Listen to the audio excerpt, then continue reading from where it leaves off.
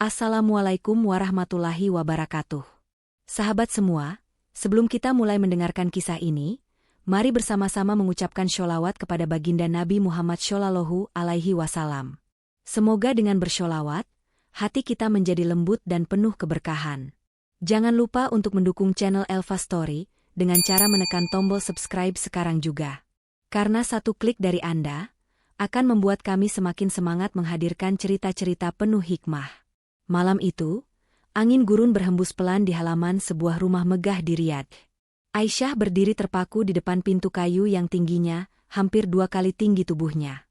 Tangannya gemetar menggenggam pegangan koper lusuh yang menjadi satu-satunya saksi perjalanan panjangnya dari Jawa Timur hingga negeri pasir ini. Ia menarik napas dalam, mencoba menenangkan dadanya yang berdebar. Semua terasa asing. Bau ruangan, bahasa yang terdengar di telinganya, bahkan langkah-langkah kaki para pelayan lain yang hilir mudik dengan wajah menunduk. Sejak pertama melangkah masuk, Aisyah merasa dirinya lebih kecil dari debu yang berterbangan di halaman. Seorang wanita paruh baya berselendang hitam menghampirinya. Suaranya pelan, tapi tegas. "Kau Aisyah. Mulai malam ini, tugasmu membersihkan seluruh lantai 2. Jangan pernah naik ke lantai 3. Itu tempat tinggal Tuan Muda Tarik." Aisyah mengangguk cepat. "Baik, saya mengerti." Namun di sudut matanya, ia sempat melihat siluet seseorang berdiri di ujung tangga marmer yang menjulang ke atas. Sorot matanya dingin, menatap Aisyah seakan sedang menilai harga sebuah barang. Tatapan itu membuat perutnya mual, entah karena takut atau sesuatu yang belum sanggup ia namakan. Malam pertama, Aisyah membersihkan karpet tebal di ruang keluarga yang sunyi. Setiap langkah kecilnya terdengar jelas di antara dinding tinggi dan lampu gantung berkilau. Ia menatap foto-foto keluarga yang berjajar di dinding. Ada satu foto seorang lelaki muda dengan jas hitam, berdiri gagah di samping seorang pria tua. Tatapannya sama persis dengan mata yang tadi menatapnya di tangga. "Dia pasti Tuan Muda Tarik," bisik Aisyah pada dirinya sendiri. Seketika ia teringat pesan ibunya sebelum berangkat. "Jaga dirimu, nak. Jangan percaya pada siapapun di sana. Kau hanya pekerja. Kau tak lebih dari itu." Dan malam itu, di bawah gemerlap lampu kristal, Aisyah bersumpah dalam hati. Ia datang hanya untuk bekerja. Tidak lebih. Tidak kurang. Namun takdir punya rencana lain, yang diam-diam sudah mulai menulis bab pertamanya. Pagi di Riyadh datang bersama cahaya matahari yang menyilaukan jendela. Aisyah terbangun dengan punggung pegal, karena tidur di atas kasur tipis di sudut ruang cuci. Suara ketukan pintu membuatnya segera bangkit. "Aisyah, cepat ke dapur. Tuan Muda Tarik akan sarapan lebih awal." Suara wanita parubaya itu terdengar kaku. "Baik, madam," jawab Aisyah pelan. Di dapur, aroma roti panggang bercampur kopi memenuhi udara. Tangannya gemetar saat ia menata cangkir porselen di atas nampan.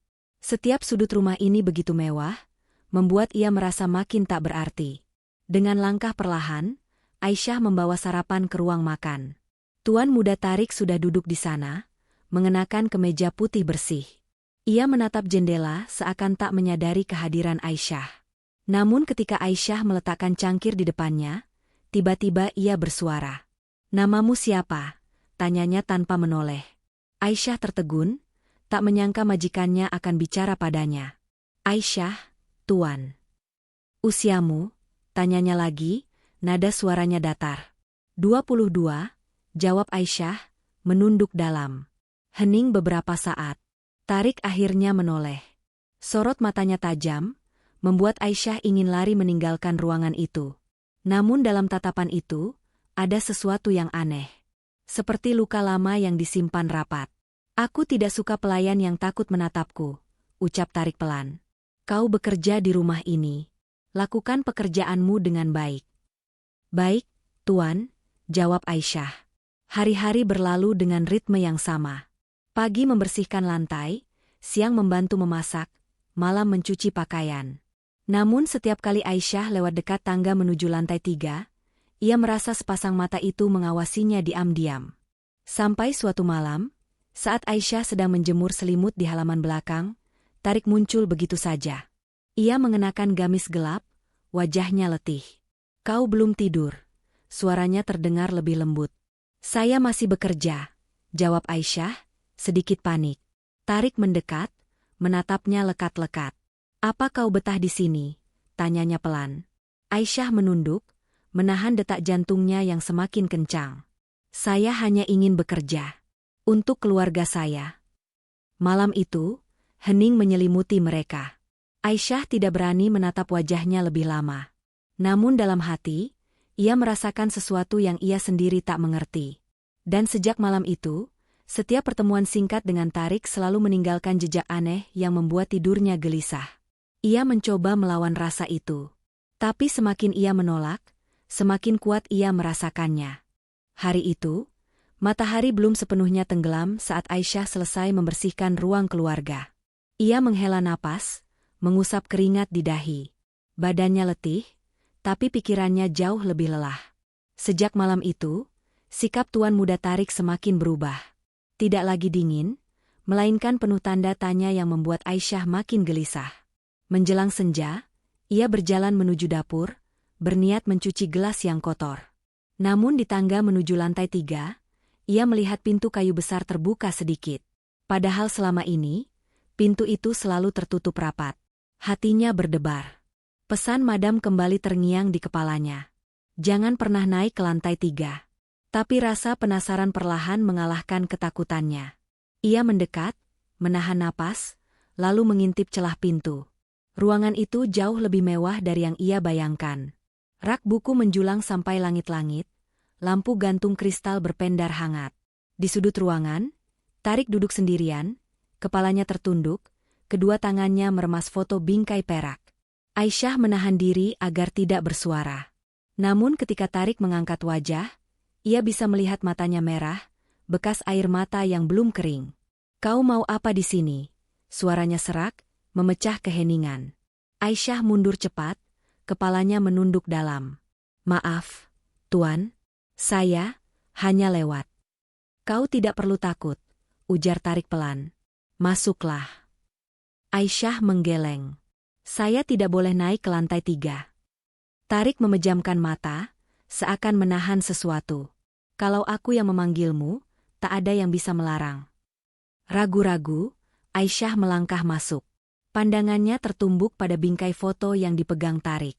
Di dalamnya, ada gambar seorang wanita cantik berkerudung, tersenyum lembut. "Itu," suara Aisyah nyaris tak terdengar. "Ibuku," jawab Tarik singkat. "Dia perempuan yang paling kucintai. Tapi dia memilih meninggalkan segalanya demi hidup sederhana. Sama seperti kau, yang rela datang ke negeri asing demi keluarga." Aisyah menunduk. Entah kenapa, ia merasakan luka yang sama di suaranya. Luka kehilangan. Luka kesepian. "Terkadang aku iri pada orang biasa," lanjut Tarik pelan. "Mereka bebas memilih hidupnya. Sementara aku, hanya menjalani takdir yang sudah ditentukan keluarga." Malam itu, untuk pertama kalinya, Aisyah duduk di lantai 3.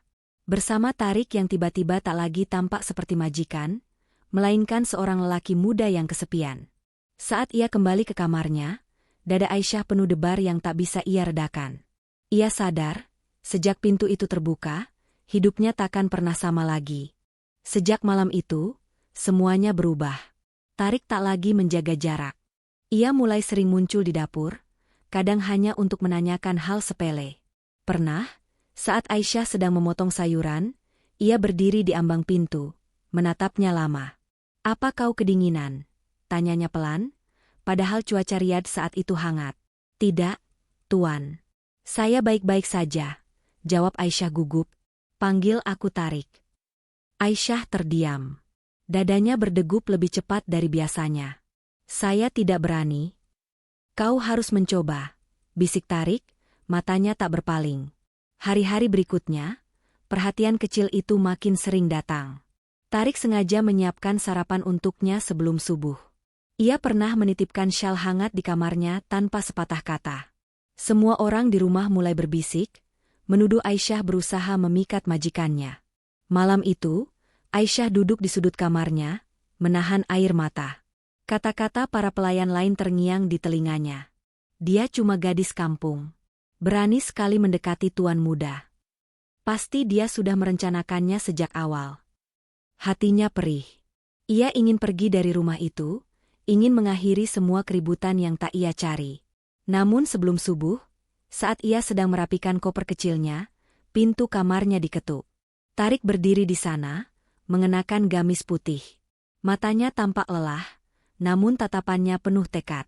"Kau mau kemana?" Suaranya rendah, tapi tegas. "Saya hanya ingin kembali ke agen," jawab Aisyah, berusaha menguasai gemetar di suaranya. Tarik masuk tanpa diminta. "Jangan bohong padaku," bisiknya. "Kau ingin lari karena orang-orang itu." Aisyah menunduk. Air matanya jatuh satu-satu. "Saya hanya pembantu. Saya tak pantas menjadi bahan pembicaraan." Tarik mendekat. Begitu dekat hingga Aisyah bisa mencium wangi parfum lembut di bajunya. "Kau tak tahu apapun tentang apa yang pantas. Aku sudah lama tak merasakan ini," ucapnya, suaranya nyaris pecah. Aisyah mengangkat wajah, menatap matanya. "Apa maksud Tuan?" tanyanya pelan. Tarik menunduk, menahan napas. "Aku tak bisa lagi pura-pura tak peduli. Dan aku tak akan membiarkanmu pergi." Malam itu, di kamar sempit yang remang, Aisyah menyadari sesuatu yang menakutkan sekaligus tak bisa ia tolak. Ia tak lagi hanya pembantu di rumah besar ini. Ia telah menjadi seseorang yang mampu mengguncang hati majikannya. Dan di luar jendela, angin gurun berhembus, seakan membawa kabar bahwa segalanya baru saja dimulai. Hari-hari berikutnya berjalan bagai mimpi yang Aisyah sendiri tak pernah minta. Tarik semakin berani menunjukkan perhatiannya. Ia meminta Aisyah menyiapkan kopi di ruang kerja setiap malam. Ia bicara panjang lebar tentang mimpinya, tentang rasa sepi yang sejak kecil menemaninya. Namun bagi Aisyah, perhatian itu bagaikan pisau bermata dua. Ia tak kuasa menyangkal getar yang tumbuh di dadanya, tapi ia juga sadar, dirinya tetaplah pembantu. Sore itu, Aisyah duduk di taman belakang, mencoba menenangkan pikirannya. Tapi Tarik muncul tiba-tiba, berdiri di samping bangku batu tempatnya duduk. "Aku mencarimu sejak tadi," ucap Tarik, nadanya lembut. "Maaf, saya hanya ingin sendiri," balas Aisyah pelan. "Aku tahu. Tapi aku ingin kau mendengarkan ini," bisik Tarik. Aisyah menunduk, menatap jemarinya yang saling menggenggam. "Tuan, saya mohon, jangan membuat saya berharap." Tarik menarik napas panjang, lalu duduk di sampingnya. "Kau pikir aku sedang bermain-main?" tanyanya pelan. Aisyah menggigit bibir, matanya panas. "Apa yang Tuan inginkan dari saya? Saya hanya gadis biasa, tak punya apa-apa." Tarik menatapnya lama. "Justru itu yang membuatmu berbeda. Kau tulus. Kau tidak pura-pura. Dan kau membuatku merasa hidup." Sejenak, hanya suara angin gurun yang terdengar. Aisyah mengangkat wajah, menatap matanya yang penuh kesungguhan. "Tapi saya tak bisa menjadi aib di keluarga Tuan," ucap Aisyah parau. Tarik memejamkan mata, seakan menahan luka yang tak bisa ia sembunyikan. "Kau tak akan jadi aib. Jika aku harus melawan keluargaku, aku akan melawan." "Tuan," Aisyah menggeleng pelan, air matanya jatuh. "Kau tidak percaya padaku," bisik Tarik. Aisyah tak menjawab.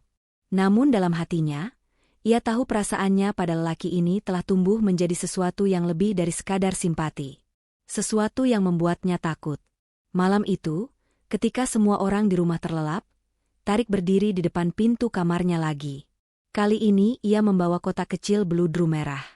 "Aku tahu kau belum siap," suaranya terdengar gemetar.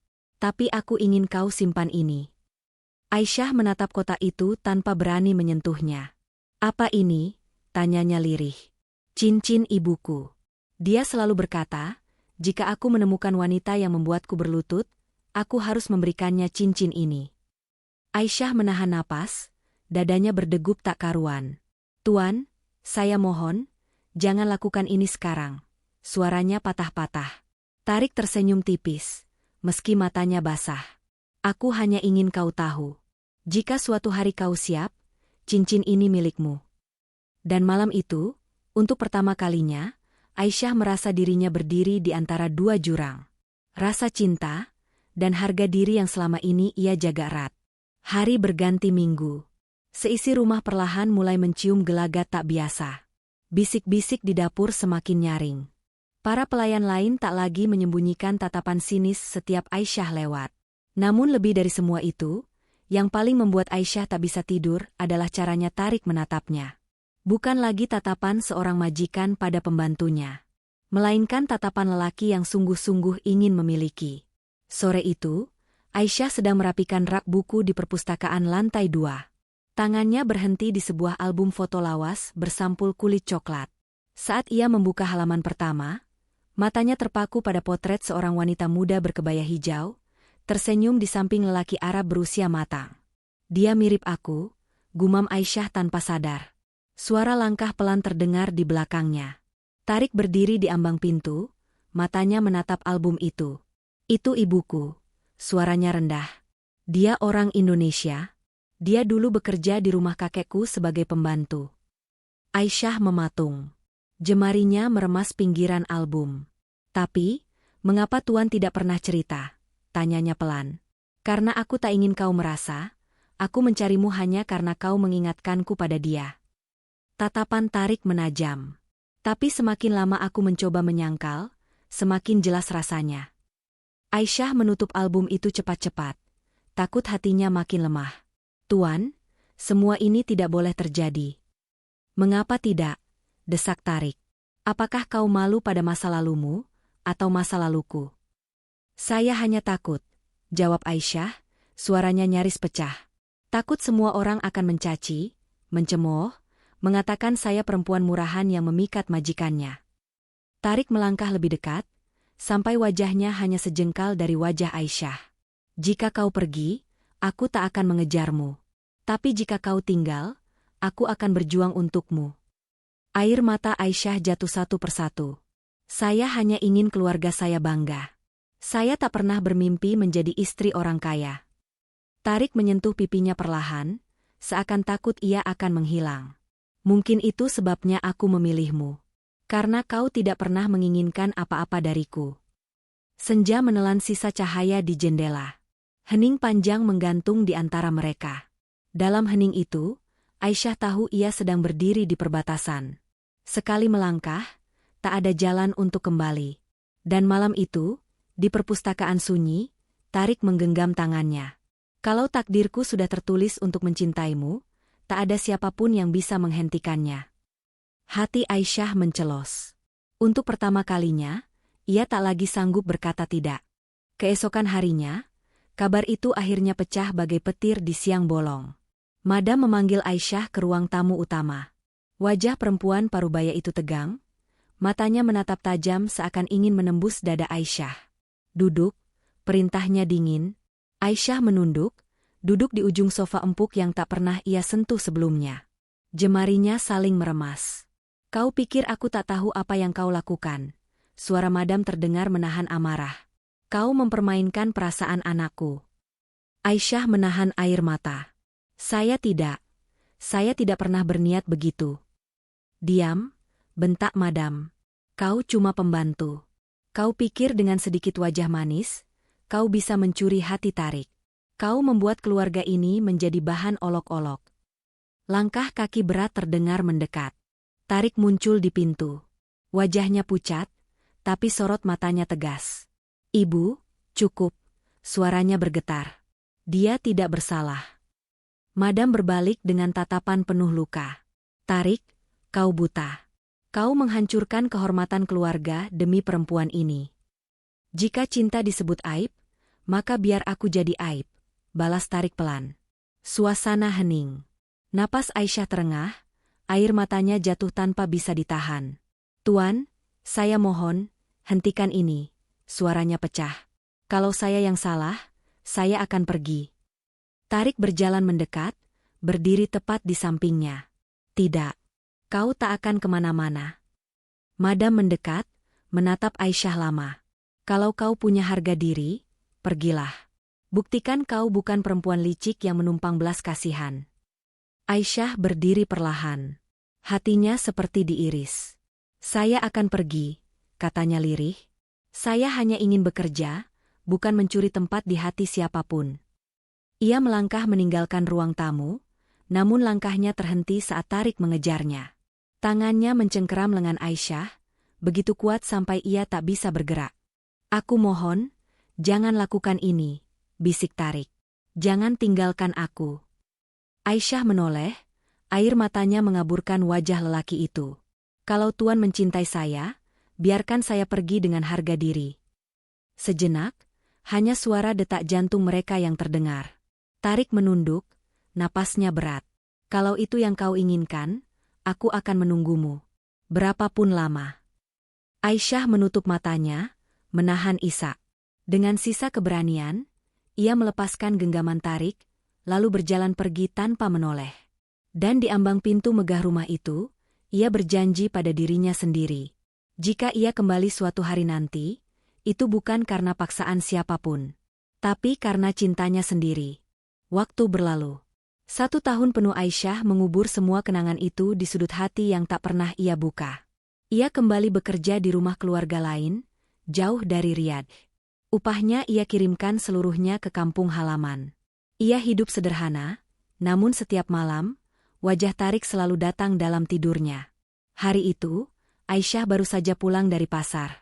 Saat ia membuka pintu rumah majikan barunya, seorang lelaki tinggi berjubah putih berdiri di teras. Jantung Aisyah seperti diremas. Tarik menoleh perlahan. Sorot matanya tak berubah, hangat, bersih, dan penuh kerinduan. "Aku sudah mencarimu di seluruh kota," suaranya parau. Aisyah memeluk tas belanja di dadanya, mencoba mengatur napas. "Untuk apa Tuan datang lagi? Bukankah saya sudah pergi demi harga diri saya?" Tarik melangkah mendekat. "Karena aku berjanji. Aku akan menunggumu. Dan aku tak peduli apa kata siapapun." "Tuan, saya tidak ingin menjadi beban." Suara Aisyah gemetar. "Lihat aku," bisik Tarik. Aisyah mengangkat wajah, menatap matanya yang penuh tekad. "Setahun aku menunggu. Setahun aku berpikir, apakah perasaan ini hanya sementara. Tapi semakin lama aku mencoba melupakanmu, semakin aku tahu." Tarik menarik napas panjang. "Aku mencintaimu bukan karena kau mengingatkanku pada ibuku. Bukan karena kasihan. Tapi karena kau, satu-satunya perempuan yang membuatku ingin menjadi lelaki yang lebih baik." Aisyah menahan isak. Air mata jatuh satu-satu di pipi. "Tuan, bagaimana dengan keluarga Tuan?" tanyanya pelan. Tarik tersenyum tipis. "Mereka akhirnya mengerti. Ibuku pun akhirnya memahami. Karena cinta yang tulus tak bisa dipaksa pergi." Dengan tangan gemetar, Tarik mengeluarkan kotak beludru merah yang dulu pernah ia berikan. "Cincin ini masih untukmu." Aisyah memejamkan mata. Semua luka, ketakutan, dan keraguan dalam dirinya runtuh saat itu juga. Perlahan, ia mengulurkan tangannya. Tarik menyelipkan cincin itu di jari manisnya. "Kalau kau masih ingin pergi, aku tak akan menahanmu," bisik Tarik. "Tapi jika kau mau tinggal, jadilah istriku." Aisyah terisak. Dalam hati, ia tahu jawabannya sudah lama ada. Ia hanya terlalu takut untuk mengakuinya. Tangannya menggenggam jemari Tarik erat. "Saya mau tinggal," jawabnya lirih. Dan di teras rumah sederhana itu, mereka berdua berdiri dalam senyap yang penuh kelegaan. Matahari senja jatuh di punggung mereka, seakan memberkati cinta yang tak pernah meminta izin pada siapapun.